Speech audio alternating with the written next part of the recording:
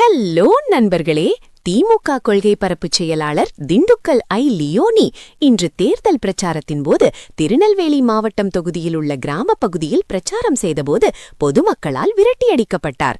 இந்த சம்பவம் குறித்த முக்கிய விவரங்கள் இதோ. பிரச்சாரத்தின் போது லியோனி பெண்களை இழிவுபடுத்தும் விதமாக பேசியதாக கூறி அப்பகுதி மக்கள் மற்றும் அதிமுக தொண்டர்கள் கடும் எதிர்ப்பு தெரிவித்தனர். ஆத்திரமடைந்த மக்கள் லியோனியின் வாகனத்தை முற்றுகையிட்டு முழக்கமிட்டனர்.